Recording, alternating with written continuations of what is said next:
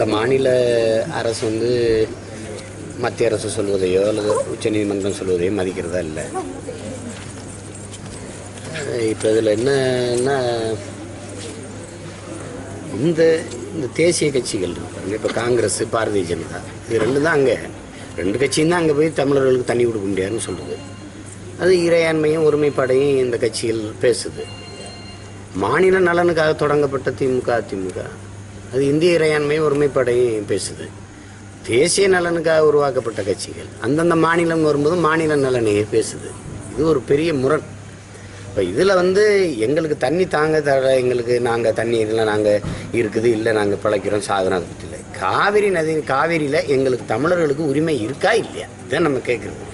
இருக்குன்னா எங்களுக்கு எவ்வளவு, எப்போ தருவீங்க, இதானே நம்ம கேட்குறது. ஒரு நாடு, நாட்டில் இருக்கிற வளங்கள் எல்லாம் அந்த நாட்டின் குடிமக்களுக்கு பொதுன்னு இருந்தால் தான் அது ஒரு நாடு. இப்போ அப்படி இல்லாத போது இறையாண்மையும் ஒருமைப்பாடும் கேள்விக்குறியாக மாறும்.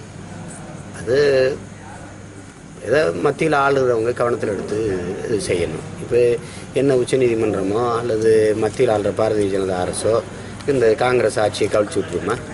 சோனியா காந்தி அம்மையாரோ ராகுல் காந்தியோ இதுக்கு கருத்து சொல்லுங்களேன் பார்ப்போம்.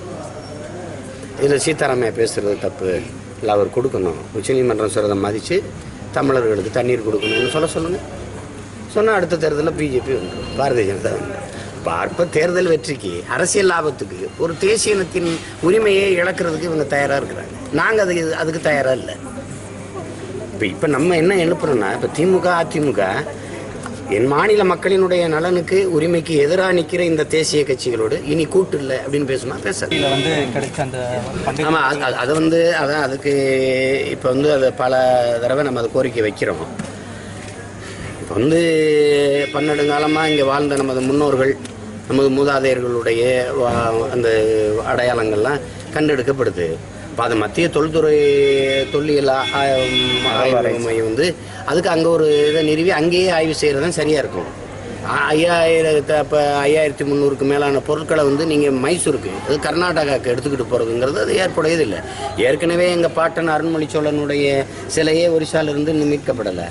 இதை கொண்டு போய் வச்சு இது நாளைக்கு என்னதுன்னு கூட சொல்லலாம். அவன் இப்போ என் மண்ணில் கண்டெடுத்தது இங்கே ஒரு 2 ஏக்கரை கொடுக்க முடியாத அரசு, அதானிக்கு பல ஆயிரம் ஏக்கரை பறித்து கொடுக்குற இந்த தமிழ்நாடு அரசு மின்பூங்கா, சூரிய மின்பூங்கா அமைக்கிறதுக்கு, சூரிய ஒளியில் மின்பூங்கா அமைக்கிறதுக்கு எங்கள் ஊருக்கு அமுதக்குடியில் பல ஆயிரம் ஏக்கரை வாங்கி கொடுக்குற இந்த அரசு 2 ஏக்கர் அந்த தொல்லியல் ஆய்வகத்துக்கு கொடுக்க முடியாதா?